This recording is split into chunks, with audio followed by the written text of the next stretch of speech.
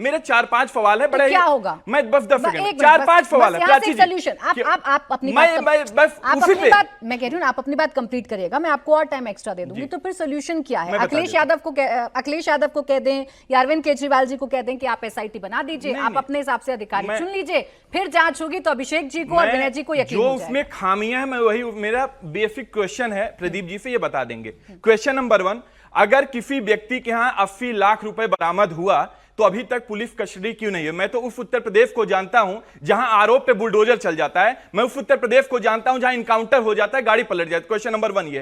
Question number 2 ये है, महिपाल सिंह का बयान अभी तक दर्ज क्यों नहीं किया?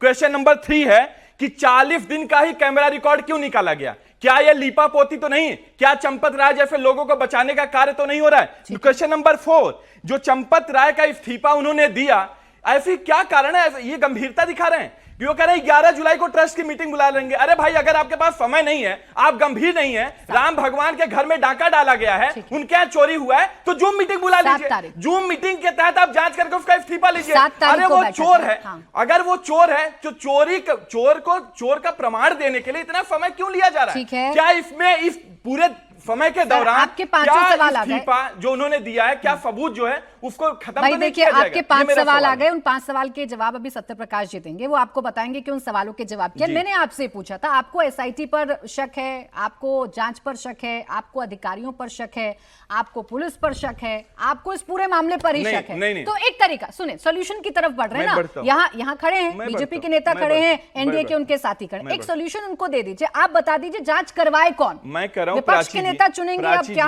अधिकारियों को कि ये अधिकारी ठीक है, जांच करा लीजिए। प्राची जी, मैं तो बस इतना कहूंगा कि जो भाजपाइयों का नियत है, उनके नियत पे मुझे संदेह है। मैं तो अगर इनको जांच कराना है तो सुप्रीम कोर्ट के किसी चीफ जस्टिस, पूर्व चीफ जस्टिस को बुलाएं, एक कमेटी बैठाएं, संसद में पत्र बुला करके इस पे जांच करें, इस पे एक चर्चा, हाँ चर्चा होनी चाहिए, नहीं होनी चाहिए? ये बात बताइए, गंभीर, इससे बड़ा गंभीर क्या हो सकता है? और इनकी गंभीरता का स्थिति देखिए, इनकी गंभीरता की स्थिति देखिए। 11 जुलाई को बोला ट्रस्ट की मीटिंग बुला रहे, तुम लंदन में ट्रंप के बगल बैठे हो, अरे जो मीटिंग बुला करके बताओ। अच्छा रुक जाए एक सेकंड, सत्य प्रकाश मिश्रा जी, गंभीरता देख रहे हैं ना आप विपक्ष की, अपने विपक्ष के साथियों की? संसद सत्र में चर्चा हो जाए, सुप्रीम कोर्ट के पूर्व जज से आप लोग अगर जांच करवा लेते तो शायद यकीन हो जाता। अभी नहीं, यकीन नहीं है, इनको लग रहा है कि सब कुछ चंपत करके या सारे सबूतों को मिटाकर अब आप खाना पूर्ति कर रहे हैं। देखिए, 7 जून को यह मसला करीब करीब प्रकाश में आया था और 13 जून को एसआईटी गठित हो गई। 25-26 जून के आसपास सारे लोग गिरफ्तार हो गए। जहां तक जांच का सवाल है, ये पुलिस जांच करेगी इसकी। न्यायिक जांच अगर करेंगे तो फिर उसमें समय भी लगेगा, उसका रिकमेंडेशन आएगा तो उसको पालन करना पड़ेगा। सरकार इसमें प्रोएक्टिव है, प्रधानमंत्री कार्यालय ने भी संबंधित पक्षों से हिसाब मांगा था, जो मिला नहीं। अब देखिए, आप तो बोले तो मैं एकदम सुन रहा हूं, कोई नहीं बोल रहा था, प्लीज थोड़ा सा रुक जाइए, मुझे जानकारी है।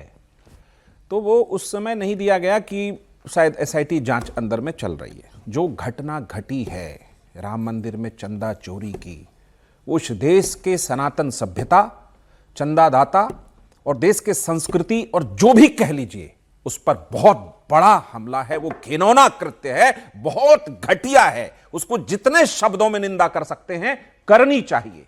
अब सवाल है कि सरकार के कांधे पे जिम्मेदारी है कि सरकार उन लोगों को गिरफ्तार कर, जैसे इन्होंने कहा पाताल में भी होंगे तो खोज के निकालेंगे, जहां पैसा लगाए होंगे वहां से लेकर के आएंगे, रिकवरी भी होगी। 80 लाख की रिकवरी हुई भी है, 8 लोग गिरफ्तार हुए हैं। अब रही बात ट्रस्ट के जो लोग हैं, अगर उनके नाक के नीचे ये सब कारोबार हो रहा था तो उनकी जिम्मेदारी तो बनती है।